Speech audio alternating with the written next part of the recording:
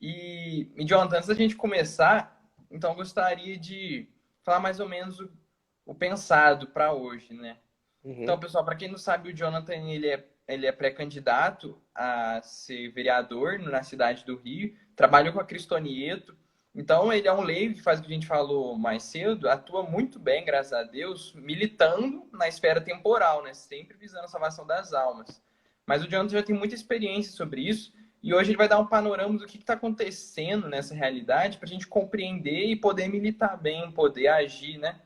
E eu gostaria também de reforçar uma coisa que eu tinha pensado desde o início da elaboração desse tema, que é a gente ter cuidado com os termos, né? Até o professor Olavo fala, acho muito interessante, para a gente tomar cuidado e aprender a manejar a língua e saber dos termos, porque eu pensei assim, de um prisma católico. Mas a gente coloca isso, a gente cai meio que no relativismo, no relativo, não, mas eu tenho um prisma católico, eu tenho um prisma espírita. Não, esse é uma análise da realidade. E o catolicismo é a realidade, é a verdade. Então, obviamente, o Jonathan vai fazer uma avaliação que também tem um plano espiritual aí, né? A partir da realidade. A realidade existe espiritualidade e aí o prisma católico é sempre o certo, né? Então, Jonathan, se apresenta aí pra gente de uma forma melhor, mais aprofundada. Então, bem, antes de me apresentar, Lucas, será que a gente pode fazer uma oração? Claro, claro, Ou pode pode ser. puxar? Você faz? Você faz favor pra gente? Então tá bom. Em nome do Pai, do Filho e do Espírito Santo. Amém. Amém. Ave Maria, cheia de graça, o Senhor é convosco. Bendita sois vós entre as mulheres. Bendito é o fruto do vosso ventre, Jesus. Santa Maria, Santa Mãe de Maria, Deus, Deus, rogai por nós, pecadores, agora e na hora de nossa morte. Amém. inspirai-nos, Senhor, para que em vós comece e para vós termine tudo aquilo que fizermos. Minha Mãe Imaculada, São José, meu Pai, Senhor, meu anjo da guarda, intercedei por mim. Amém. Amém. Então, bem, é um prazer estar aqui, Lucas, querido amigo, né? Nos conhecemos em BH, né? Um Uhum. grande admirador aí do Centro Dom Bosco e eu Claro. sou um grande admirador do ISPA, do trabalho do ISPA e Oi. agora do Instituto Santa Zélia e São Luís Martã, né? Levando para o Obrigado demais. interior de Minas Gerais, né? Das Minas Gerais, esse trabalho bonito ao qual nos conclamou o Beato Anacleto durante a Revolução Cristeira entre 1926 e 1929, né? Responsável pelo martírio de tantos irmãos nossos, e o Beato Anacleto dizia, né? Católicos de pé, porque o que nos falta é um punhado de católicos organizados para defender a Igreja e a nossa fé. Então, esse é o propósito dos centros, é o propósito, deve ser o propósito, o nosso trabalho, né, na sociedade é esse, organizar, levantar os católicos, que são aqueles que podem trazer luz, podem trazer vida a esse mundo. Então, Tal e terra. todo esse trabalho de organização ele é muito importante e muito, muito bem-vindo, muito querido por Deus. Então, que Deus abençoe aí o Amém. trabalho de vocês, Muito né, e obrigado. que possa dar muitos frutos, né, Amém. E não vamos rezar só, não só pela. temporais, mas também espirituais. Sim, muito obrigado. Vamos rezar também, vou convidar todos pela candidatura do Jonathan, né? Finalmente, um católico de verdade se levantando e querendo fazer uma coisa, isso é muito bom. Vamos rezar de verdade por isso. Eu agradeço muito, porque, olha, desde que eu me coloquei como opção, né, me coloquei à disposição e anunciei que vinha, né, depois de pedido de algumas pessoas próximas, a quantidade de pancada que eu tomei, rapaz, você não faz ideia, não está no gibi. Então é Nossa, sinal de que eu estava realmente fazendo a vontade de Deus, tá né? certo. E é sobre isso também que eu queria falar um pouco, né? Porque isso demorou a ficar claro para mim, mas muito mais do que uma opção ou como eu posso dizer, um chamado de homens, né? Eu comecei a entender a política como vocação, né? E é isso que nós precisamos entender. É o que está na raiz do nosso apostolado, seja ele o que for, né? Nós precisamos entender qual é o chamado de Deus para a nossa vida, qual é a nossa vocação, porque Deus nos usa, Deus fala através de nós a partir das nossas aptidões, das nossas Uhum. capacidades, né? E apesar das nossas limitações. Então, onde Deus nos chama a estar, é lá onde certamente nós seremos felizes e nós faremos o bem em nome daquele que nos envia, né? Então é importante também ter esse olhar, né? Que nós reclamamos tantas vezes da política e de tantas situações, de tantas realidades, né, do STF, que a gente vai falar um pouquinho daqui a pouco, mas onde estão os vocacionados? Veja, onde estão aqueles que Deus levanta mesmo, que Deus atribuiu dons, talentos para mudarem essas realidades. Então, nós Uhum. precisamos organizar essas pessoas e nos colocar à disposição, né? E dizer, eis-me aqui, eu vou, Senhor, né? Envia-me. E ter essa coragem de saber que quando Deus chama, Ele dá os meios e a gente é capaz com Ele de fazer grandes coisas, né? Grandes obras. Então, sim, Claro. né? Estou pré-candidato à vereadora aqui do Rio.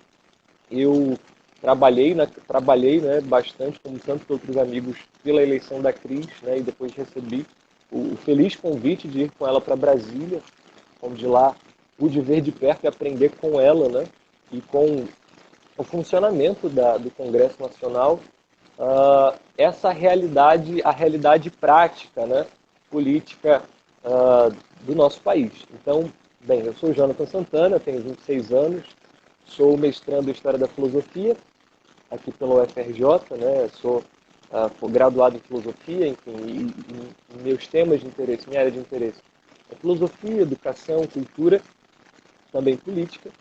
E, bem, eu acredito que é isso que precisa dar um norte para o nosso agir. A gente precisa fazer um trabalho de integração. Deve ser o trabalho de dos novos generais do nosso tempo, né? Sejam as pessoas chamadas à vida intelectual ou não, né? Que é o trabalho de organizar, de mesclar, de fundir, né? A vida intelectual, mas também a vida do espírito. Quando eu falo Uhum. vida do espírito, é a vida interior, né? Seja a vida de estudos, a vida de oração, a vida prática, né? Porque a gente tende a crer que são duas coisas desconexas, mas é justamente essa desconexão, né, entre vida do espírito, ou ausência de vida do espírito, e vida prática, pragmática, que tem causado tantos problemas no Brasil e no mundo também, porque não há uma consonância entre pensamento, entre razão, uma busca acurada pela verdade e também o agir em sociedade e também o desenvolvimento das profissões, seja lá o que for, seja lá, né, do que venhamos a falar. O que a gente vê é um hospício a céu aberto, né, Claro. onde não há verdade, não há mais bem, não há beleza, beleza dizem mais que não falam mais da beleza, não há religião, e as pessoas tentam viver como se fosse possível sob a ausência desses que são princípios eternos, que são bens perenes, né, que ergueram a nossa civilização e fizeram com que homens em todas as épocas construíssem obras formidáveis, geniais. Então, o que a gente vê na prática são as ideologias tomando espaço, tomando as mentes das pessoas, né? Porque quando você não pensa, é uma lei da filosofia que diz, bem, nada que permaneça vazio, nada que se encontre vazio permanecerá vazio. Então, bem, se a pessoa não pensa, não desenvolve vida interior, não busca a verdade, alguma coisa vai ocupar essa cabeça. E, bem, eu até criei um canal com esse nome, também tem um livro do mesmo nome, chamado Ideias Têm Consequências. Não há nada no mundo real, não há nada de concreto que antes não tenha sido gerado no pensamento, que não tenha sido, e antes do pensamento, movido pelas emoções, pelos sentimentos. Então, o que a gente vê hoje na prática são pessoas que, desprovidas dessa capacidade de inteligir, né, de buscar a verdade, de exercer, né, esse ato superior do homem, que é de pensar, de fato, que é refletir, pessoas movidas, amputadas intelectualmente, movidas pelas paixões e se deixando conduzir por projetos ideológicos que não tem muito mais do que fins políticos. E onde impera a ideologia, o que a gente vai ver é sempre a degeneração, a corrupção. Isso quem diz, inclusive, é o grande Ortega y Gasset, né, filósofo espanhol, que trabalha no seu livro A Rebelião das Massas, essa degeneração da sociedade, onde há a expulsão da filosofia, da boa, da verdadeira filosofia. Eles são Então, o que a verdadeiros gente... gados, né? Exatamente. O que a gente vê, né,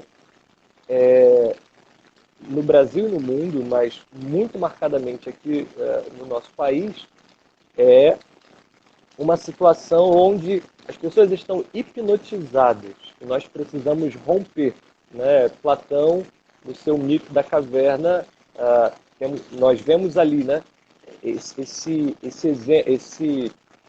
essa parábola, por assim dizer, né, de pessoas que preferem viver nas sombras do erro, nas sombras da mentira, nas sombras da falsidade. Então, por certo, por óbvio, a gente não pode chegar a um bom lugar, né, dessa maneira.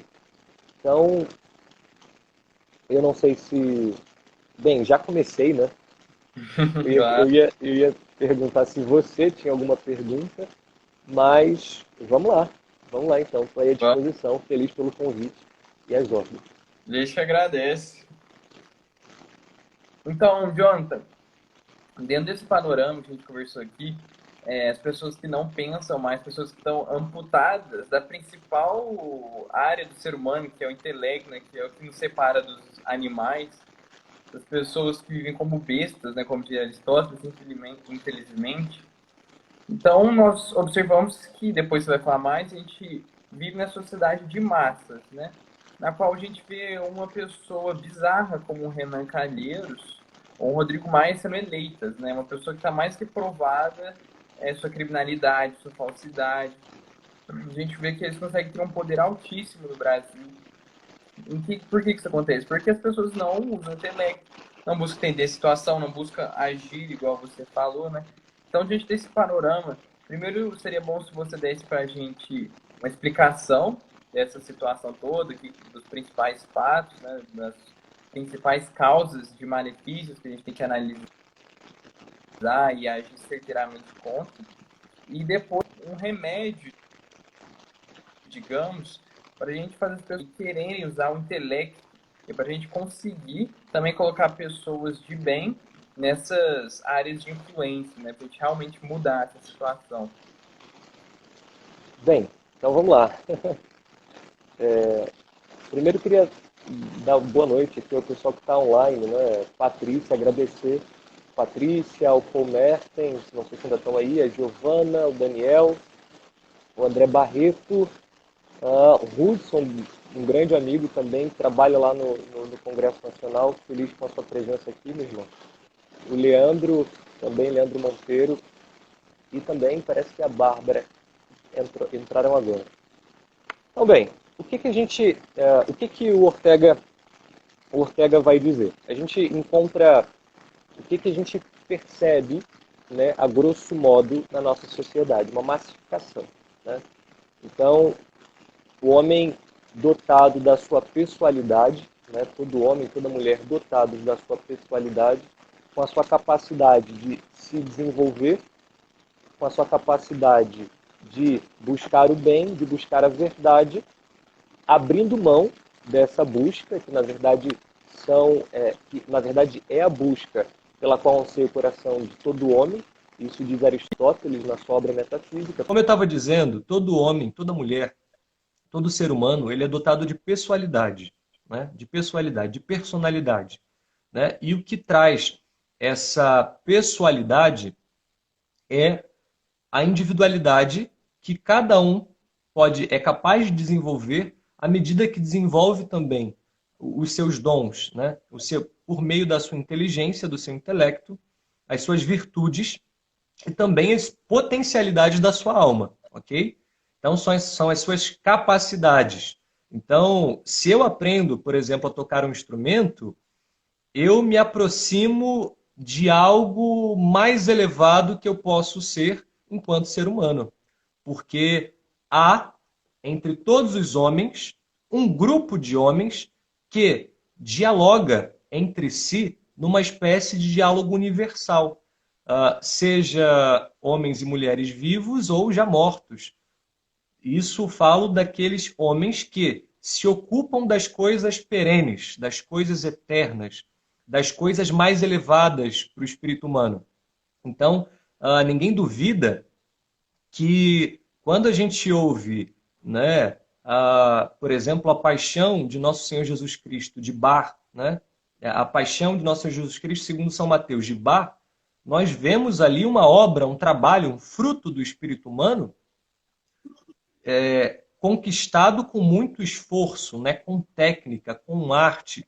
Então nós vemos um homem que, por assim dizer, não é qualquer homem, porque ele desenvolveu uma potência, uma capacidade que o eleva em alguma medida acima de todos os homens, ok? E assim também, cada um de nós tem essa capacidade de desenvolver os seus talentos, as suas faculdades, à medida que conhece e que se abre ao desenvolvimento dessas potências. Então, na filosofia, a gente diz daquilo que está em ato e daquilo que está em potência. Então, o ato é a potência atualizada, ou seja, você e eu podemos tocar algum instrumento, mas se ninguém nos ensinou, se nós não buscamos aprender, esses dons, esses talentos, essas capacidades estão em potência. Nós podemos vir a desenvolvê-las, mas ainda não está em ato. Nós ainda não as desenvolvemos. Então, o que eu falava é que há uma comunicação, uma conversa universal sendo feita, ok? Isso entre homens vivos e os grandes homens já falecidos.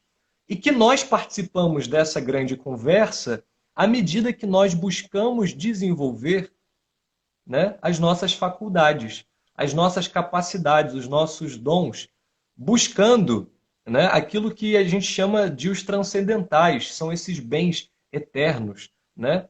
O bom, o belo e o verdadeiro. Então, toda vez que nós lançamos o nosso espírito em busca dessas coisas mais elevadas, né, nós elevamos o nosso espírito e nós entramos no rol desses gigantes que fazem essa conversa universal desses assuntos perenes. E, diretamente, esse desenvolvimento das capacidades humanas vão também montando, configurando, formando a nossa personalidade, né? A nossa pessoalidade, né? A nossa identidade, a nossa fisionomia mental, né? A nossa identidade espiritual, ok? Então, isso vai fazendo com que Lucas seja Lucas e não Jonathan,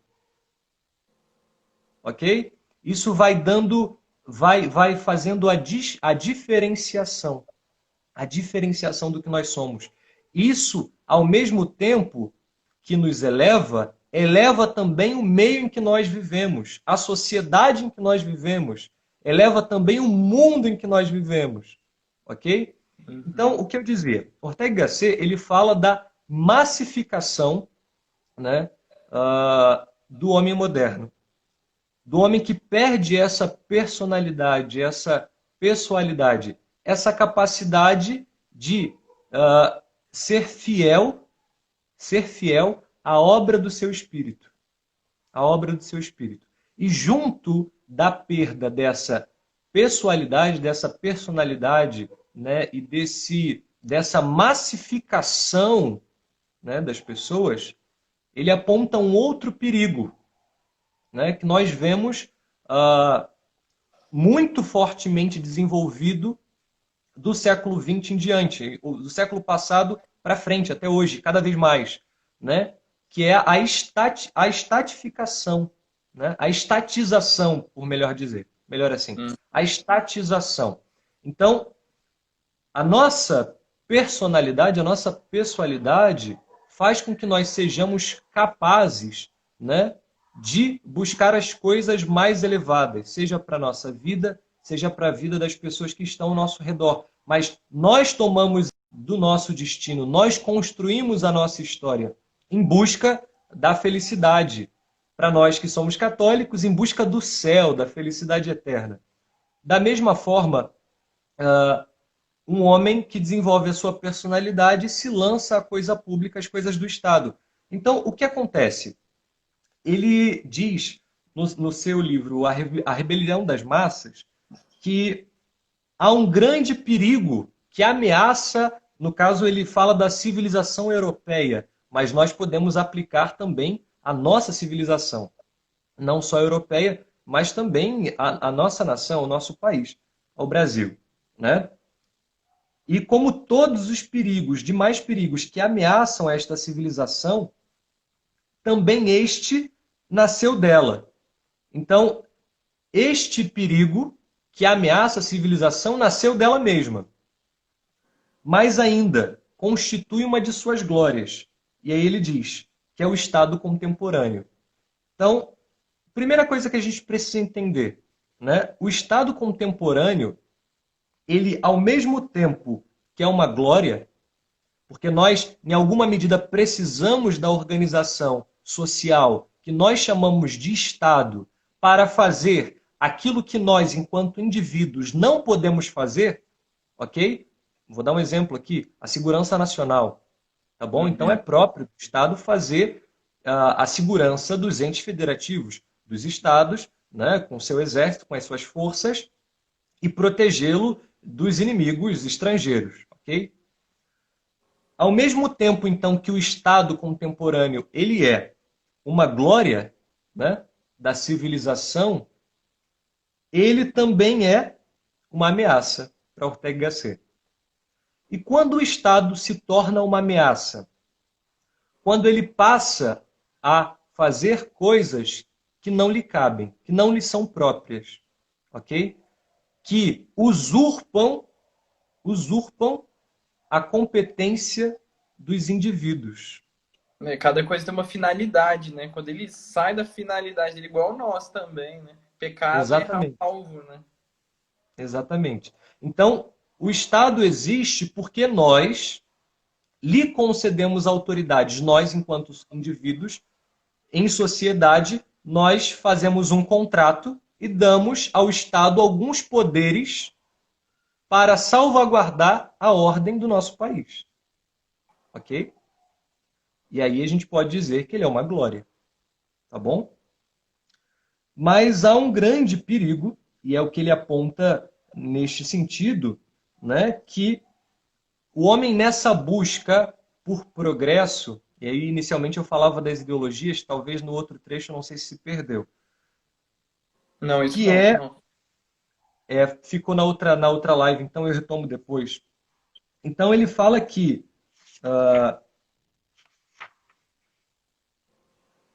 aqui, o Estado contemporâneo é o produto mais visível e notório da civilização. E é muito interessante e é revelador percatar-se da atitude que ante ele adota o homem-massa do qual nós falamos, sem individualidade, sem personalidade, que vive como o rebanho, né? Está na moda chamar um grupo chamando o outro de gado, mas está na moda, né? Viver ao toque da boiada, né? Ao toque do berrante. Então a gente age em bando e vai perdendo a nossa identidade pessoal, as nossas particularidades e a capacidade também de nos elevarmos e elevar o nosso tempo, a nossa sociedade. Mas enfim, e adota o homem-massa. Então o homem-massa, diz Ortega, admira o Estado. Sabe que ele está ali, garantindo a sua vida, mas não tem consciência de que é uma criação humana, inventada por certos homens e mantida por certo que houve ontem nos homens e que pode evaporar-se amanhã. Então a primeira coisa que a gente precisa ter clara é que o Estado, a gente precisa deixar de tratar o Estado como um ente de razão, né? Quando eu falo ente de razão, o que isso quer dizer, né, pessoal que está nos assistindo? Um ente, um ser que só existe na nossa cabeça, né? Eu acredito que, assim como eu, você também nunca viu o Estado andando por aí. Tem duas Não, pernas, graças a Deus. braços. Então, nesse sentido, o Estado a gente pode dizer que não existe, tá bom? Então, o que é de fato? O que nós precisamos entender para nos livrarmos dessa pecha de homem-massa que Ortega y Gasset critica. Nós precisamos entender que ele é uma criação humana, ok? Inventada por certos homens e mantido por certas virtudes que houve nos homens que o inventaram, que o desenvolveram. Por outra parte, o homem-massa vê no Estado um poder anônimo. E como ele se sente a si mesmo anônimo, vulgo, crê que o Estado é coisa sua. Imagine-se que sobrevém na vida pública de um país qualquer dificuldade, conflito ou problema. Então, o que Ortega está querendo dizer aqui? Que como o homem-massa, né, esse homem sem individualidade, que se move pelas ideologias, que não busca a verdade, ok? Como ele mesmo se vê como um anônimo, como um Zé da Silva, como mais um Zé da Silva, o que acontece? Ele também vê o Estado como anônimo, como esse ser, esse ente de razão que eu estava comentando, como essa coisa abstrata que nos guarda, protege a nossa vida, que guarda a nossa vida. Porque e aí ele coloca um exemplo. Que é um ser concreto ainda, né? Porque ele ainda não se tornou um. Exatamente, porque ele não tem essa personalidade. E aí ele coloca aqui no contexto, imaginemos que venha um problema sobre a vida pública do nosso país, né? De qualquer ordem que seja, uma dificuldade, como a gente está passando agora por essa pandemia do coronavírus. E aí o que é próprio do homem-massa? Ok?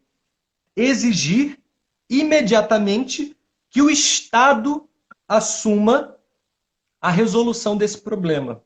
Que o Estado se encarregue diretamente de resolvê-lo com seus gigantescos e incontáveis meios. Então, veja, grande parte dos problemas que nós vemos hoje no nosso país são fruto de uma mentalidade ideológica, revolucionária e presente em todos os lugares que desenvolveram uma ditadura. Uhum.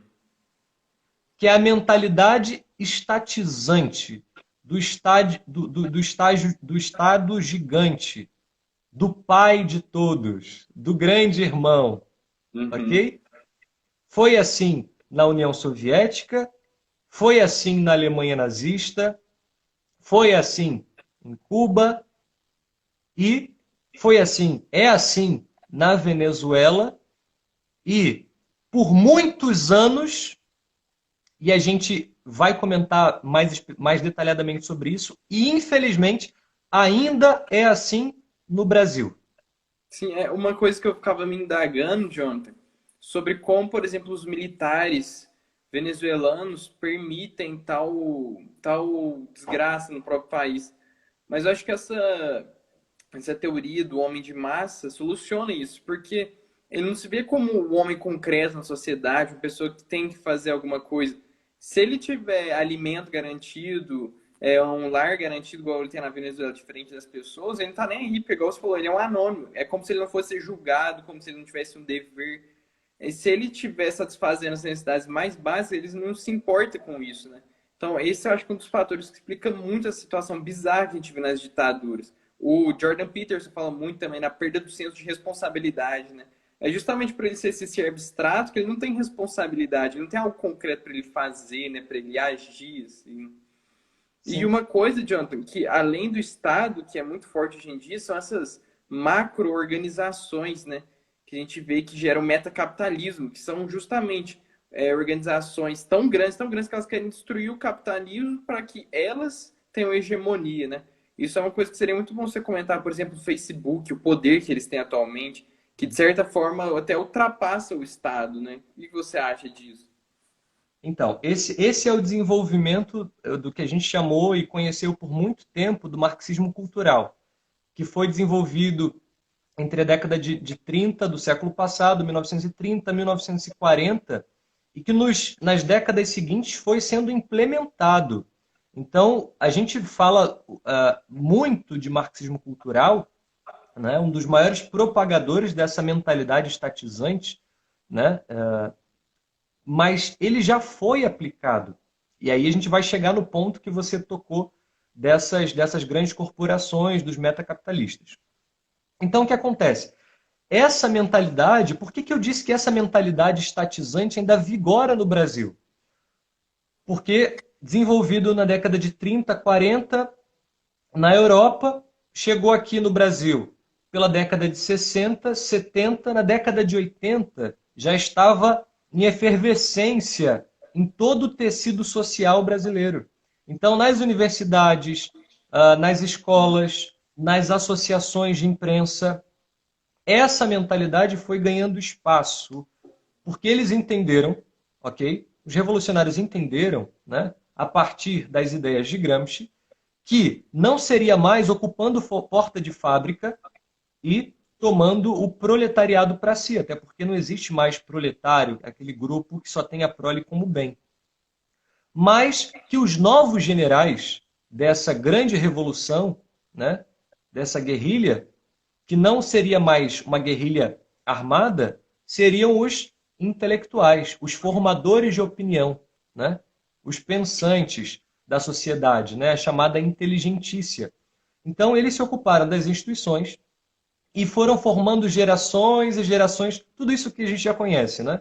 De pessoas que, mesmo sem se dizerem socialistas, comunistas, esquerdistas, foram formados na mentalidade estatizante do homem-massa, né? Ideologizada, que recebe um padrão de pensamento, uma forma de mundo, e querem enxergar o mundo a partir desses óculos ideológicos, desses óculos falsos que vestem. Então, isso já foi implementado no Brasil e no mundo, e a gente já está em outro período. Então, o que a gente vê hoje já não é mais essa preocupação com o Estado, porque o Estado, em alguma medida, já está tomada. Se a gente for olhar aqui, o Olavo já falava disso há bastante tempo, né? Antes, ainda bem antes da eleição do Bolsonaro, que era o seguinte: não adianta eleger um presidente sozinho não vai fazer nada. Não adianta eleger um presidente e deixá-lo abandonado. Por quê? Porque a gente tem em todos os níveis culturais pessoas com essa forma mentes, ou seja, pessoas com essa mentalidade revolucionária e com essa mentalidade de mundo, com essa concepção de mundo. Ok? Então, o que acaba acontecendo? Nós, entre aspas, ganhamos um presidente, mas numa democracia moderna, né, nós não precisamos só de um presidente para que o povo governe e seja representado. Né? Nós precisamos de uma classe artística, de uma classe jornalística, de uma nova classe intelectual e, infelizmente, nós já estamos atrasados. Né? Muito se falou em ocupar esses espaços para transformar o Estado, as estruturas, só que nós já estamos atrasados, porque essa fase da revolução, da guerra cultural, já está superada. E por isso os grandes blocos de metacapitalistas, porque eles já não se ocupam mais, né, de ocupar os espaços, de ocupar os estágios, para ir produzir, para ir refazer, remodelar a sociedade, porque a sociedade já está reformulada segundo a sua mentalidade, segundo a sua concepção. Mas agora se lançam numa nova obra, né, que é da desorganização social, que é da desorganização do Estado, desorganização da sociedade, da instalação do caos, para que a partir do caos, esses metacapitalistas consigam oferecer a solução, surja o salvador da pátria. Ok? Num conceito de governo mundial, com um conceito de governo mundial, de paz mundial, ok? Então, a gente já está vivendo um exemplo muito, muito recente nosso, e que a gente precisa já pensar em como trabalhar isso para os próximos anos, é o ressurgimento do que a gente chamou em 2013 de black blocs, agora como antifas. Né? O que são eles, se não agentes dessa nova guerra, chamada guerra social, que visa destruir, desestruturar, né, toda a sociedade para o surgimento desse Salvador. O que são essas soluções apresentadas pós-coronavírus? né? Hum.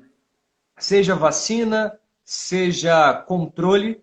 Em algumas cidades aqui no Brasil já tentaram aplicar isso, né? O controle de câmeras com infravermelho para coibir aglomerações, né? Isso. E a gente precisa estar atento a essas realidades que são muito voláteis, né? Vão se modificando o tempo todo. Então, na prática, o que o Ortega diz, que traz alguma luz a respeito dessa situação toda? A estatificação da vida, o intervencionismo do Estado, a absorção de toda a espontaneidade social pelo Estado. Veja, espontaneidade social pelo Estado quer dizer a anulação da espontaneidade histórica que, em definitivo, sustenta, nutre e impele os destinos humanos. Quando a massa sente uma desventura ou simplesmente algum forte apetite, é uma grande tentação para ela permanecer permanentemente permanentemente e seguramente essa possibilidade de conseguir tudo sem esforço, sem luta, sem dúvida, nem risco, apenas ao aceitar a esmola e fazer funcionar a portentosa máquina do Estado. A massa diz a si mesma, o Estado sou eu, que é um perfeito erro. Por que é um perfeito erro? Porque hoje nós não, na prática, o que acontece? Nós não participamos da vida pública, da vida política do nosso país. Nós brincamos de democracia, ou pelo menos brincam conosco de democracia. Uhum. O que acontece é que nos ensinaram que participar da política do nosso país é de 4 em 4 anos participar de uma votação que, com base, né, em muitas evidências, é facilmente fraudável. E é uma entrega total, igual a gente tá falando da responsabilidade, né? Eu não preciso de fazer nada. Depois eu ponho uma pessoa ali e pronto, eu toco a minha vida, façam o que quiserem. E aí a gente pode cair, porque dizia um padre amigo meu que o homem, nos seus pecados, ele acha que está inventando algo de novo, mas ele é tão velho quanto o mundo. E a gente pode achar que essa é uma realidade nova, mas não é. Não é. Lima Barreto, né, há quase 200 anos atrás, ele dizia o seguinte: o Brasil não tem povo, apenas público. O povo luta por seus direitos, o público só assiste de camarote. Ok? É. Outro grande intelectual brasileiro, que foi o Carlos de Laet, intelectual católico aqui do Rio de Janeiro, ele acompanhou o processo de transição da monarquia para a república, né? E ele era um monarquista, aliás, político e tudo mais.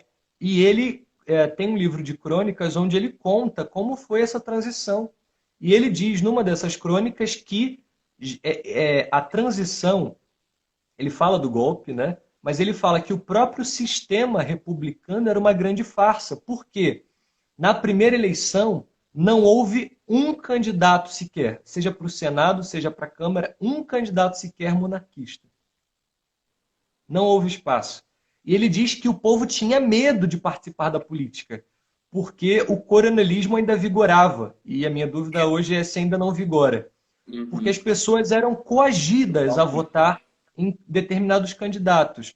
E hoje o que a gente vê, não muito diferente, por outros meios, é também uma guerra psicológica que coage pessoas fracas, sem personalidade, sem formação, sem fé, sem espiritualidade, a seguir um rumo.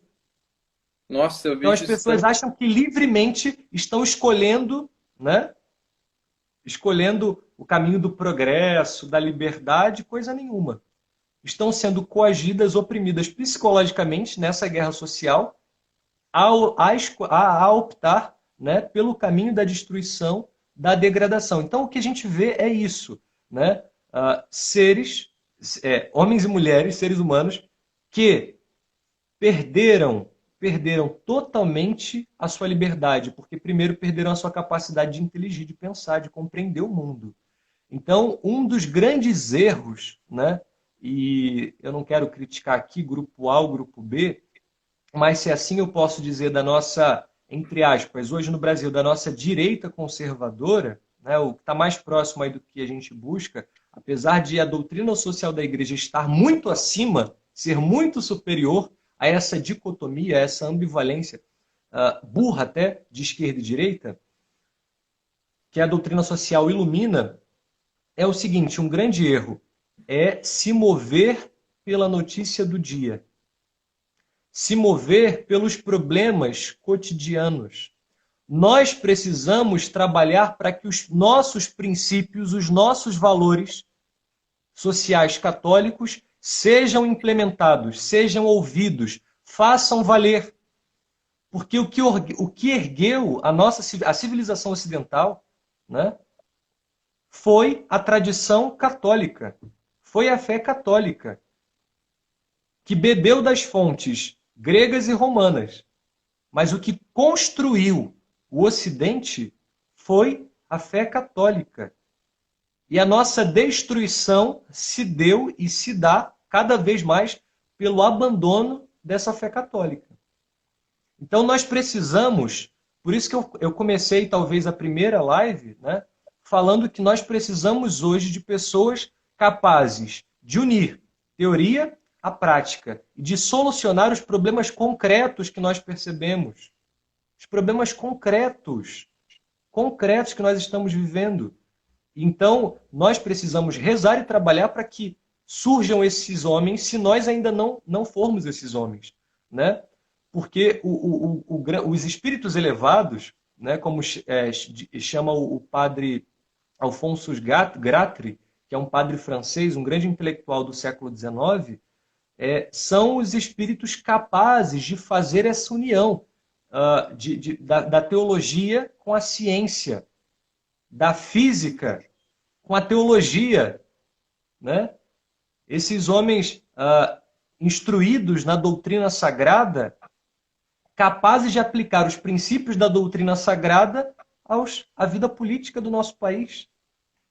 Então, nós precisamos deixar esse espírito de homem-massa que aceita as coisas como estão e trabalhar, arregaçar as mangas e trabalhar.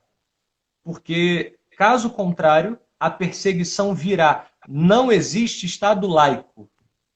Claro. No sentido de que o que existe é um Estado confessional, que confessa, que professa a verdadeira religião, ou um Estado ateu, laicista, que acabará por perseguir a fé dos cristãos. O que já está Então, ou nós... acontecendo, né? Claramente, você vê psicólogos que, por exemplo, ajudam os pacientes a deixar o homossexualismo sendo caçados. A gente vê professores que vão contra a ideologia de gênero, contra o comunismo, sendo totalmente escorraçados nos ambientes públicos, nas universidades, e também de outros ambientes, né? Não tem voz mais. Não tem voz nas vezes, câmaras de vereadores que aprovam a ideologia de gênero a rodo que a gente vê, né? Pessoas sendo presas, né? Por exemplo, a Sarah Winter foi presa agora por ter uma opinião, o Oswaldo Eustáquio, né? Uhum. Eu, inclusive, eu conheci agora, no começo de maio, o Oswaldo Eustáquio, né? Ele estava no auge ali do trabalho dele, né? Ele tinha acabado de explodir no YouTube. Mas esse é o rumo que nós nos encaminhamos. Porque quando nós falamos, né, do Estado moderno e dessas revoluções que a gente vê hoje mundialmente acontecendo, vejam bem, a gente está falando muitas vezes de organizações criminosas. Uhum. Se escondem por trás de um instrumento muito conhecido na Grécia Antiga chamado retórica, da nova língua, né? Da deturpação dos conceitos, da adulteração dos termos, das palavras. Então, nós precisamos entender, a primeira coisa, entender que nós estamos numa guerra. Nós estamos lidando com associações, com organismos criminosos. E não dá para a gente ter o mesmo respeito, achando que a gente está lidando de igual para igual. Não dá. Não dá. A gente está falando de movimentos genocidas, né, que defendem o aborto. Não, que defendem o aborto coisa nenhuma. A gente tem que desenvolver aquilo que Santo Tomás chama de metafísica dos homens comuns, né? O que é a metafísica? é a capacidade de ir aos princípios das coisas, buscar a essência das coisas, de inteligir a essência das coisas, o que a coisa é de fato, tá ok? Então a gente não está lidando com grupos que defendem direitos das mulheres, isso é eufemismo. A gente está lidando com grupos que instrumentalizam as mulheres, né, para destruir a sociedade, porque a mulher é a grande guardiã da vida da família e a família como célula máter da sociedade, também grande guardiã da sociedade. Então, se a gente ataca as mulheres, e se a gente amputa as mulheres, na beleza, por exemplo, e na dignidade, no grande dom que é a maternidade, se a gente coloca na cabeça das mulheres que isso é uma coisa, que é uma opção, e não vocação de cada mulher, né? E não como o caminho que a realiza, que a faz feliz, que salva a nossa sociedade, a maternidade salva uma sociedade, ela gera vida e gera também a vida social. Porque é a mulher que, quando gera ali a sua prole, concede ali os primeiros valores, os primeiros passos, ensina a hierarquia, a obediência, o amor, a sensibilidade, para que a gente seja capaz de ser caridoso com quem sofre. Então, veja, a gente amputa esse lado feminino, a gente amputa essa identidade feminina, a gente diz que ideologia de gênero, a gente, numa discussão, diz que ideologia de gênero é a defesa de um grupo, se a gente aceita que é simplesmente a defesa de algumas pessoas se definirem como quiserem, e a gente não compreende que, na verdade, né, é um grupo gestado em laboratório para gerar pessoas confusas, psiquicamente enfermas, ok?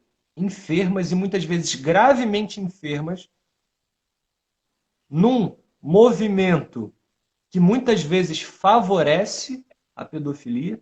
Se a gente nega essas coisas, se a gente não vai à raiz das coisas, a gente vai continuar vendo o que está acontecendo no nosso país, que é um país sendo destruído socialmente, com toda a liturgia dos cargos, sob muito discurso de democracia, de liberdade de expressão, né, de condenação de fake news. Então, o que a gente precisa entender logo de cara, né, se a gente quiser transformar essa realidade que nós estamos vendo aí, é que nós estamos vivendo, primeiro, num hospício a céu aberto e um mundo de farsas. Então, como a gente estava dizendo, qual é o fruto maior dessa estatização da vida social, né? Que a gente está vendo entrar em colapso aqui no Brasil. O Ortega tem um trecho aqui que é formidável, que ele chama de burocratização da vida. Burocratização da vida. E vejam se isso não é típico aqui do Brasil, se isso não é típico de brasileiro. O que acontece, então, quando o Estado moderno se deteriora e se torna esse gigante? Ele diz, a vida toda se burocratiza. O que acontece? A burocratização da vida produz sua diminuição absoluta. Em todas as ordens, em todas as esferas. A riqueza diminui e as mulheres parem pouco. Foi o que a gente acabou de falar aqui do feminino. Então deixam de ter filhos. Uhum. Então o Estado, para subvencionar suas próprias necessidades, força ainda mais a burocratização da existência humana. Esta burocratização, em segunda potência, é a militarização da sociedade. A urgência maior do Estado é o seu aparato bélico, o seu exército. O Estado é, antes de tudo, produtor de segurança. A segurança de que nasce o homem-massa. Então, o homem moderno, que ele chama de homem-massa, ele anseia tanto por essa segurança, por conforto, por comodidade, e ele acaba dando tanto da sua liberdade ao Estado, que o Estado vai cada vez mais pressionando, acorrentando. Aproveitando. Exatamente. E aí ele diz, a miséria aumenta, as matrizes são cada vez menos fecundas, faltam até soldados. Então, adverte-se, qual é o processo paradoxal e trágico do estatismo? A sociedade, para viver melhor, cria como um utensílio o Estado. Depois o Estado se sobrepõe e a sociedade tem que começar a viver para o Estado. Mas no final das contas, o Estado se compõe ainda dos homens, daquela sociedade. Entretanto, estes não bastam para sustentar o Estado. É preciso chamar os estrangeiros. E aí ele vai dizer, primeiro os dálmatas, depois os germanos. Os estrangeiros tornaram-se donos do Estado. E os restos da sociedade, do povo inicial, têm que viver escravo deles, de gente com a qual não tem nada que ver. A isso conduz o intervencionismo do Estado. O povo se converte em carne e massa que alimenta o mero artefato, a máquina que é o Estado. O esqueleto come a carne que o rodeia. O andaime se torna o proprietário e inquilino da casa. Então, olha que interessante, você estava falando aí dos metacapitalistas e está aqui uma resposta. Porque essa estatização ela abre precedentes, porque vejam, para que os estrangeiros, e a gente pode falar aqui das grandes empresas, dos multibilionários, eles se apossem do Estado. E essa foi uma realidade que eu vi, inclusive, em Brasília. Eu não sei se o pessoal que está assistindo sabe, mas o maior lugar, a maior sede da Unesco, fora propriamente da sede propriamente dita, né, da primeira sede da Unesco, o maior lugar da Unesco, o maior patrimônio da Unesco no mundo, está em Brasília. Oh, não sabia, não. Está em Brasília. Então, olha que coisa curiosa. O Brasil, governado por anos e anos e anos, né, por essa mentalidade estatizante, né, acaba por vender a sua nação, o seu povo, transferir para as mãos de qualquer um que pague mais por essas pessoas, por essas liberdades. Então, na prática, o que acaba acontecendo? O Estado acaba esmagando os indivíduos. Esmagando os indivíduos. E aí eu entro num problema que alguém aí de Minas Gerais tinha colocado como pergunta para mim lá na minha caixa de perguntas, né? Então, teria o Estado direito de, em nome da segurança, obrigar os cidadãos, os indivíduos, a, por exemplo, usarem cinto de segurança, a usarem máscara? Né? O que diz a doutrina social da Igreja? Veja, a liberdade é um valor? A liberdade é um valor. Mas a liberdade é valor absoluto? Se a gente disser que a liberdade é valor absoluto, então a gente não pode reclamar que o Porta dos Fundos faça sátira da nossa santa religião, faça sátira da nossa fé. Então, bem, a liberdade não é um valor supremo, mas, de alguma maneira, de algum modo, a liberdade é um valor. Né? A liberdade é um valor. Então, veja, há um limite aí, viu? Aquela velha história de que o meu direito começa onde termina o do outro e vice-versa. Então, olha, o Estado tem esse direito? Depende. Depende. Se essa imposição do Estado, ela diz respeito só sobre a tua vida, então, no caso do cinto de segurança, em alguma maneira, sim. Então, ele poderia te obrigar a isso? É justo? Talvez não. Acredito que não. Mas agora, se no caso da máscara interfere na liberdade, no direito do outro, na segurança, na vida do outro, né? A gente precisa... Aí tem uma longa discussão, né? Mas a máscara ela não protege ninguém de se contaminar, mas impede que quem esteja contaminado contamine o outro. Então, a gente pode até forçar a barra e dizer, tudo bem, então não é só sobre você, sobre a sua liberdade, tem a ver também sobre a liberdade do outro. Então, o Estado poderia intervir, tá entendendo? Porque os dilemas morais, eles são sempre complicados. A gente precisa duvidar de quem tenha sempre respostas prontas para esses dilemas concretos. Porque são muitas questões a serem pensadas. Então, a gente não pode dar respostas superficiais. Então, a gente precisa equilibrar. Mas agora, tem coisas que, evidentemente, é absurdo que o Estado intervenha, interfira. Por exemplo, os filhos. Os filhos são propriedade da família.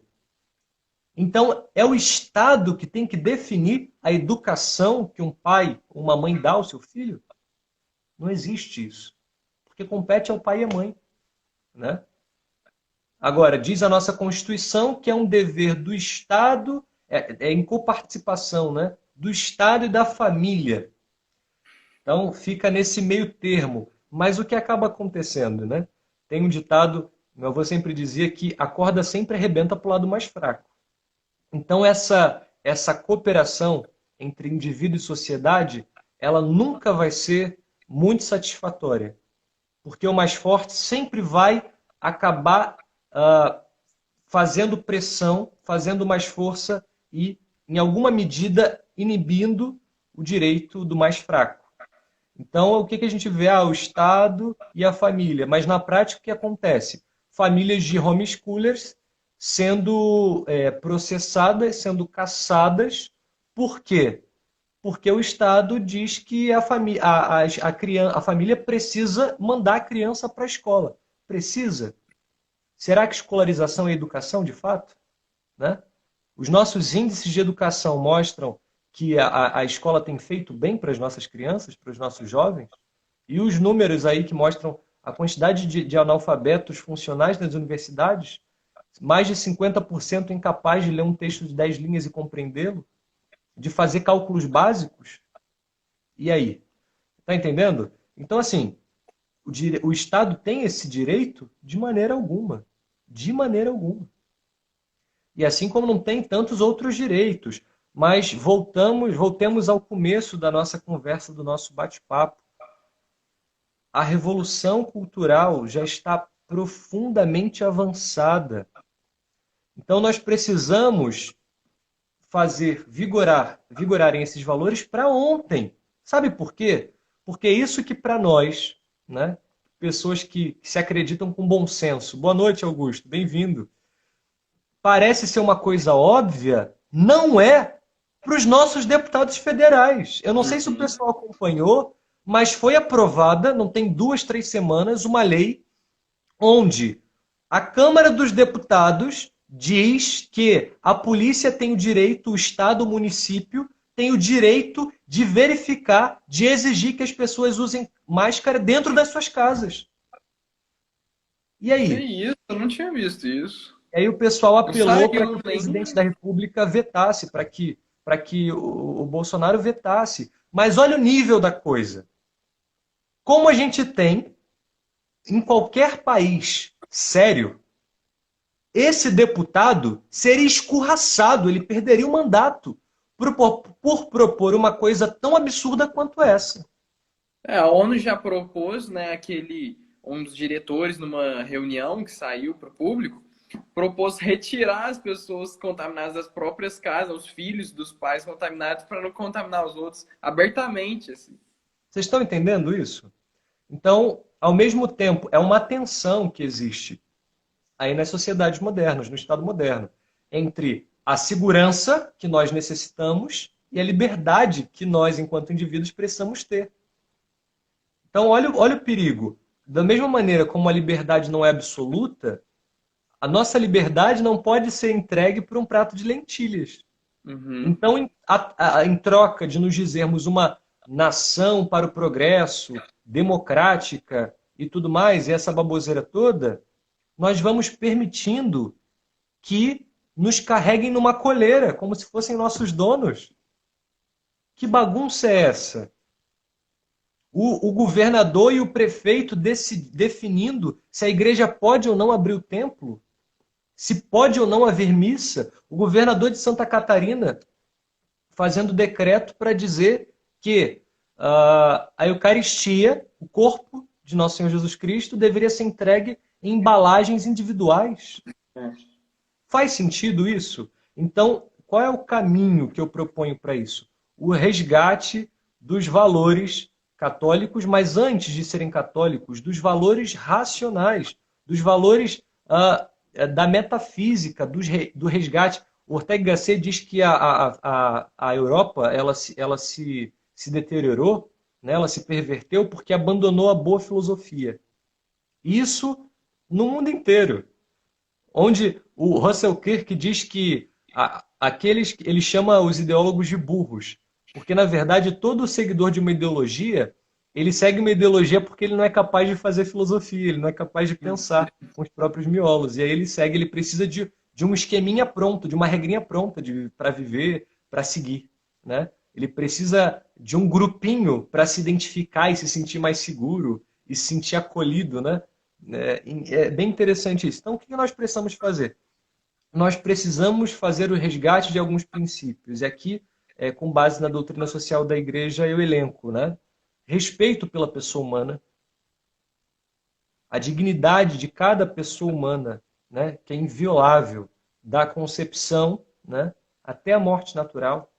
Independentemente da sua religião, uma pessoa não é mais digna pelo que faz, pelo rótulo que carrega. Enquanto pessoa humana, criatura de Deus e filho de Deus, né? Depois de batizado, tem uma dignidade inviolável. Nós precisamos defendê-lo até o fim. A promoção da família, gente.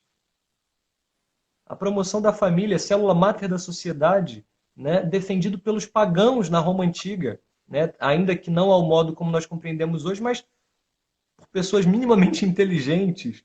Então, a proteção dos direitos de propriedade. Então, você é dono, sim, daquilo que você produz, você tem o direito de acumular. Para que existem os bens de São Tomás, né? Na Suma contra os Gentios? Para fazer a manutenção da existência, né? Então, você precisa ter um pouco de alimento na tua despensa, você precisa ter a tua própria roupa, você tem o direito, mais do que... você tem o direito, né, de ter um meio de subsistência, né, um meio de... Enfim. Então, a proteção dos direitos da propriedade privada. O trabalho, a busca pelo bem comum, né, pelo bem de toda a sociedade, né? A observação do princípio de subsidiariedade, ou seja, o que isso significa? Que o ente maior, deve fazer pelo ente menor aquilo que o ente menor não é capaz de fazer. Então a gente falava do exército. Apenas, né? E apenas isso. Então, da segurança nacional. Então nós precisamos trabalhar, por exemplo, contra esse movimento de centralização que a gente vê hoje em todos os âmbitos da nossa sociedade. Então, a gente vê isso na educação, a gente vê isso na segurança pública. Por exemplo, essa ideia de segurança nacional. Nós precisamos trabalhar para que as polícias dos nossos estados sejam fortes e capazes de dar solução aos casos concretos, porque a violência que tem aqui no Rio de Janeiro não é a mesma violência que tem em Minas Gerais. Essa mentalidade de centralização na educação, por exemplo, que desrespeita, né, a particularidade, né, e a regionalidade de cada parte do nosso país. Então, tem coisas que são próprias aqui do Sudeste, né? E mesmo quando a gente fala Sudeste, a cultura do Rio de Janeiro não é a mesma cultura de Minas Gerais. E lá do Rio Grande do Sul. Então, se a gente, por exemplo, vê o absurdo que é uma base nacional comum curricular, isso é um absurdo. Total. Um absurdo. Porque essa ideia de que de cima para baixo, né, se põe goela abaixo dos alunos um conteúdo geral, como se a mesma coisa que se aprende e é necessária aprender, é claro, viu? Tem o mínimo necessário, né? Tem o mínimo, mas isso não é educação, ok? Receber conteúdos, você cuspir em conteúdos, não é educação, isso é escolarização. Um método que inventaram para nivelar a sociedade entre quem tem mais diplomas e quem tem menos, quem tem diploma e quem não tem, só isso. Porque educação, de fato, é formar nos valores humanos, nos valores perenes. Então, formar a vontade, a sensibilidade, fornecer cultura, saber o que é belas artes. Isso é educação, ok? Agora, escolarização é outra coisa. Então, há otimistas que acreditam mesmo, né, que a escola educa. Isso é uma farsa. A escola não educa. Mais que provado, né? A escola não educa. Agora, a gente precisa saber que em algumas realidades concretas, por isso que eu falei dos dilemas morais. Os dilemas morais são situações concretas que precisam de resposta à luz dos nossos valores.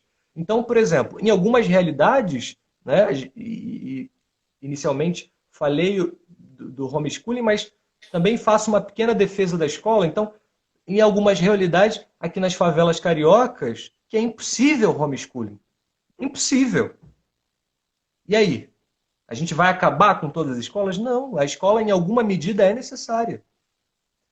Ok? Então, essa mentalidade estatizante, ela faz degenerar, né? Faz degenerar o homem, faz degenerar a sociedade. Então, voltando aos princípios que eu tinha elencado. Então, falei do respeito e a dignidade pela dignidade da pessoa humana, promoção da família, proteção dos direitos da propriedade privada, trabalho pelo bem comum, ok? Observação do princípio de subsidiariedade. Então, as famílias, os indivíduos, né? A célula máter da sociedade precisa ter o direito garantido de se defender. Então, por exemplo, o direito à defesa própria, à defesa da família. Então, o direito ao porte de armas, né? Todo o país, todo lugar onde se retiraram as armas da população, pouco tempo depois foi instaurada uma ditadura. Ok? Porque a família, o indivíduo não tem meios para se proteger. Então, o pessoal fica aqui no Rio de Janeiro com essa ideia, com essa história de que é a polícia que vai resolver a segurança pública. Não é. Porque o bandido, quando ele parte para cima de alguém, de uma família, de uma pessoa, ele vai certo que ele não vai ter resistência nenhuma. E a grande questão, como eu falei, a gente vive numa guerra psicológica e não percebe muitas vezes. Não é se a pessoa tem o direito ou não, se é mais seguro ou não ela reagir. Isso não está em discussão, né? Cada caso é um caso. É o simples fato de que o criminoso, o vagabundo, vai sereno e muito tranquilo, certo de que não vai ter nenhuma resistência se não houver polícia na hora do crime. Então, você está entendendo? Então, a gente vai ficando cada vez mais amarrado. O Estado vai nos proteger. Vai mesmo? Será que vai?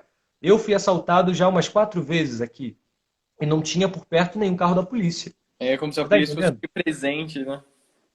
Você está entendendo? Não tem como. Então, nós precisamos reconquistar esses direitos que foram sendo tomados de nós. Então, em sexto lugar, o respeito pelo trabalho e pelo trabalhador. Então, o que a gente precisa entender é que muitas ideologias, elas, vejam bem, assim como, mal comparando, a gente pode dizer que as ideologias, elas, em alguma medida, são também heresias. E o que é heresia? Às vezes a gente acha que uma heresia é um erro declarado, e não é um erro declarado. Né? Não é uma mentira. A heresia não é uma mentira. A heresia, ela não é isso que ensina o Hilaire Belloc, grande historiador, amigo do Chesterton. Ela não é o oposto da verdade. A heresia, ela é um falseamento da verdade. Ela é um conjunto de verdades onde ali dentro é colocado um erro.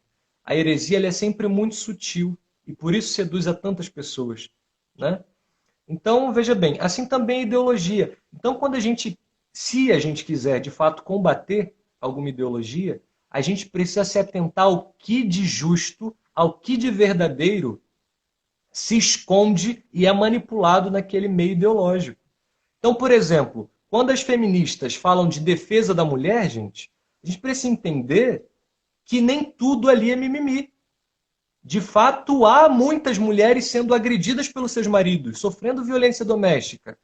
Então, a gente precisa tomar essas pessoas que são instrumentalizadas para fins políticos e devolvê-las a ela liberdade e fazer uma defesa justa, correta, que é a defesa cristã.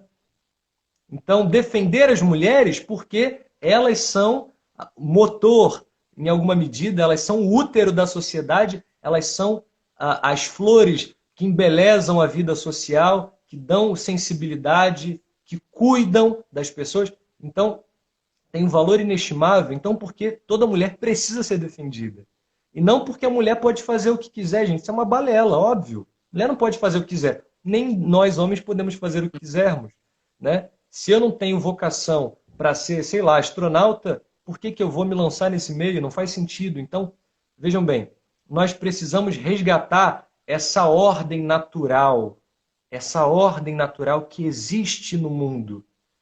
Essa ordem natural do universo que reflete na ordem da vida social, na vida individual de cada um, né? Assim como existe dia e noite, também existe um período em que nós estamos acordados e estamos dormindo, né? Assim como existem períodos de sol, existem períodos de chuva, existem também períodos em que nós estamos alegres, né? Radiantes, e períodos em que nós estamos mais recolhidos, mais tristes, talvez, por que não? Tristeza faz parte da vida. Então nós precisamos aprender a reorganizar o cosmos, reorganizar a sociedade a partir desses princípios. Então, respeito pelo trabalho e pelo trabalhador. Se os comunistas falam tanto, né, que os trabalhadores são explorados, né, são, entre aspas, oprimidos, nós, como cristãos, nós precisamos ter, sim, um olhar sensível para os trabalhadores. Nós precisamos estar atento às necessidades. Diz o Papa Leão XIII, na Rerum Novarum, que é justo que um empregado, que um trabalhador, ele receba em proporção à quantidade de filhos que ele tem. Gente, isso é catolicismo. Isso não é comunismo. Né? É justiça. É justiça. Dar ao outro aquilo que lhe é de direito. Então, se um funcionário tem mais dependentes, por assim dizer, mais filhos, né? Por que não? Por que não seria justo que ele recebesse um pouco mais para manter esses filhos, essas bocas? Então, um patrão católico, de verdade, precisa ter esse olhar cristão. Isso não é coisa de comunista. Então, em sexto lugar, respeito pelo trabalho e pelo trabalhador. Né? Em sétimo lugar, né? Nós precisamos ter uma busca concreta pela paz. Busca pela paz e cuidado com os pobres, diz a doutrina social da igreja. Paz essa que não é ausência de conflitos. Então a gente vai virar amiguinho agora dos comunistas, dos abortistas. Coisa nenhuma. Coisa nenhuma. A paz cristã não é a paz romana. É a paz em meio às lutas. A luta contra o pecado, a luta contra as ideologias, contra os grupos que querem destruir aquilo que para nós é sagrado, mas também buscar a paz e a concórdia entre os homens. Lembrar que, por trás de todos os grupos, de todas as instituições, existem pessoas. Filhas e filhos de Deus que precisam ser evangelizados, que precisam ser convertidos, que precisam ser alcançados para que não recebam a punição, o castigo eterno do inferno. E aí a gente é capaz de fazer algum diálogo, mas lembrando sempre, porque a gente quer salvá-lo, assim como a gente quer a nossa própria salvação. E o cuidado com os pobres. Eu tenho falado muito isso para o pessoal que tem me ajudado aqui na pré-campanha e talvez vá me ajudar aí depois na campanha, se Deus quiser. Que é o seguinte, nós precisamos, da mesma maneira, resgatar, tomar os pobres da mão dos comunistas. Porque os pobres são de Cristo. Os pobres são de Cristo. Porque o pobre é Cristo. Então a gente precisa parar de ter medo de falar dessas coisas. Entende? Isso é metafísica que São Tomás falava. Não é uma grande inteligência que é capaz da elevada filosofia, não. A metafísica para São Tomás, a metafísica dos homens comuns, é o bom senso. É você usar a reta razão para fazer aquilo que é justo, para agir com prudência, com retidão. Isso é a boa metafísica que a gente precisa resgatar, capaz de reordenar a nossa sociedade. Isso tudo partindo do ordenamento do nosso próprio interior, da nossa própria alma, da nossa própria vida, que é cumprir os nossos deveres em família. Em primeiro lugar, cumprir os nossos deveres para com Deus, então buscar a Deus, amar a Deus, adorar a Deus, né? Cumprir os nossos deveres com a nossa família. Depois, cumprir os nossos deveres para com o nosso trabalho. ok? Depois, cumprir os nossos deveres para conosco, né? Para com a gente mesmo, ou seja, se dar um tempo de descanso, de lazer, buscar cultura, buscar formação, saber descansar. Descansar não é não fazer nada, descansar é buscar coisas que descansem o teu espírito, então boa música, belas artes, companhia de pessoas inteligentes, pessoas virtuosas, e aí, com a quinta parte do tempo que nós temos, ordenar a nossa vida de amor e serviço ao próximo. Fazer obra social. Dizia o padre Gatri que nós precisamos, Deus quer duas coisas dos homens do nosso tempo, né? Eu não sei se eu vou me embolar aqui, mas se eu não me engano é isso. Do nosso coração, o cuidado, a compaixão pelos pobres, né? E do nosso espírito, o nosso trabalho intelectual, ou seja, a união das coisas sagradas com as coisas humanas, a união a busca pelos princípios da cidade eterna que ilumina a vida da cidade terrena. Então, é isso que nós precisamos fazer para reordenar minimamente a nossa sociedade. E aí, esse mesmo padre Gatri, que com outro autor que eu não me lembro bem agora, o Balmes, um grande intelectual espanhol, né, que é tomista espanhol, ele dizia o seguinte, que nós, confirmando isso que eu disse também há um tempo, nós não podemos nos mover pela notícia do dia, né? Porque isso perturba o espírito, desorienta, desordena. Nós precisamos nos mover pelas coisas eternas. Ele diz exatamente assim, eu tenho um trecho aqui. Cadê? Os jornais não dizem e nem podem dizer a verdade toda, nem a respeito das pessoas, nem a respeito das coisas, mesmo nos países mais livres. Então, a gente às vezes fica bebendo nessas fontes de água suja, e nós precisamos beber das fontes de água limpa, né? Porque eu conheço muita gente que está ficando biruta, por achar que é a política que vai resolver os rumos do nosso país e do nosso mundo. Não é. A política é uma parte. A política é uma das manifestações da vida social do homem. Não é. Primeiro é a busca por essa vida interior, por essa vida humana do homem, nas suas capacidades mais elevadas, né, nas suas faculdades mais elevadas, que naturalmente transborda e ilumina a vida social. Então, o que nós precisamos é de homens inteligentes, de homens viris, de homens que busquem a Deus sobre todas as coisas, que busquem a santidade, e aí, com essa autoeducação, essa autoordenação, toda a sociedade começa a ser reordenada. Porque, como diz o Evangelho, né, não adianta pôr remendo, né, remendo novo em roupa velha. Então, se nós queremos fazer novas todas as coisas, nós precisamos ser homens novos, homens e mulheres novos, né? Então, essa era a mensagem que eu queria transmitir a vocês nessa noite, né? Por isso eu não quis me deter especificamente sobre nenhum fato especificamente. Sabe por quê? Porque esses fatos políticos, eles vão passar. Eles vão passar. Eles vão passar. Mas aqueles que buscarem a Deus, as coisas de Deus, as coisas eternas, o bem, o belo, o verdadeiro, não passará. E se a gente se viver ocupado dessas coisas mesquinhas, dessas coisas pequenas, que, como a erva do campo, diz o Evangelho, né? Florescem vicejantes, diz o Salmo, florescem vicejantes pela manhã e pela tarde logo fenecem, logo perecem, secam. Nós também viveremos assim. A gente vai acordar, oba, hoje o Brasil conquistou tal coisa. E aí logo depois vai vir uma má notícia que vai desabonar tudo isso e a gente vai murchar igual essa notícia. Então a gente precisa encher o nosso espírito com essas coisas elevadas, com essas coisas boas, belas, verdadeiras.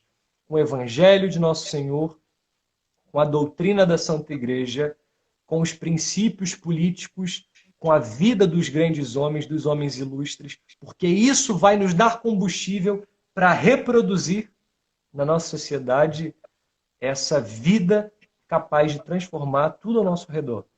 Então, que Deus nos ajude aí, em todos os nossos projetos, a tirar os olhos um pouco das coisas que passam e a colocar os olhos nas coisas que não passam. Não, excelente, Jonathan. Muito, muito obrigado. Essa é uma live para ver e rever, para fazer se tornar algo concreto na nossa mente. Obrigado demais pelo seu tempo. A gente vai deixar gravado, se Deus quiser, vai trazer frutos por muito tempo. Obrigado mesmo, viu, Jonathan? Por nada. Eu estou muito feliz, muito satisfeito. Que Deus abençoe o apostolado de vocês. Rezem por mim para que eu faça a vontade de Deus. Eu estava dizendo, eu não lembro para quem esses dias, né? Eu andei um pouco angustiado, porque às vezes Deus nos prova e a gente nem percebe, nem vê que está sendo provado, né? E eu confesso a vocês, partilhando aqui, né, com os amigos que estão aqui presentes, que não poucas vezes eu pensei em desistir. E aí, quando eu pensei em desistir, eu lembrei que eu estava querendo fazer a minha própria vontade, porque em oração Deus havia me dito que esse era o meu caminho. E aí eu enfrentei muita coisa para seguir em frente. E isso me fez mais livre, porque eu não estou preocupado em ganhar. Eu estou preocupado em servir a Deus. E eu vou servir a Deus sendo eleito ou não sendo eleito. Não, maravilha. Porque a gente precisa servir a Deus com a nossa vida, onde quer que Ele queira. Né? Então, que Deus nos dê essa paz nessa noite. Né? Que se nós estamos onde Deus quer, o nosso coração estará guardado na paz e na alegria.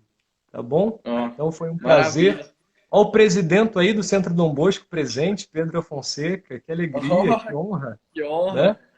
Né? Que alegria. Então, boa noite, Patrícia. Boa noite, Pedro. Boa noite, Lucas. Foi um prazer. E precisando, tuas ordens podem contar, tá bom? Prazer é nosso. Muito obrigado. Vamos rezar agora, então, uma Ave Maria, tanto pela sua candidatura, pela sua pessoa, sua vocação, pela nossa situação social, política, pela Santa Igreja, pelo nosso Instituto e cada indivíduo que compõe o Instituto, né?